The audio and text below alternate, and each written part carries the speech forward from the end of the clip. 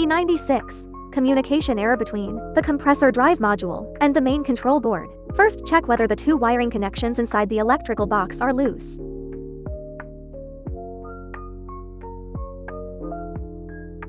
Next, check all wiring connections on the main control board for looseness.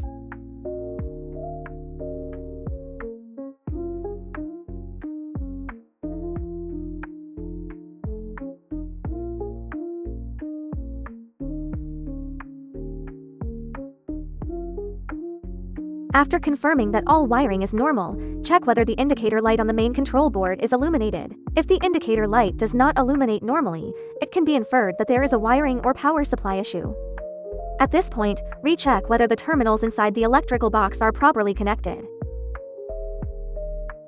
If the main control board indicator light is on normally but the fault still persists, the entire main control board must be replaced. If the main control board indicator light is illuminated normally but the fault still occurs, replace the entire main control board. First, remove the two screws securing the main control board.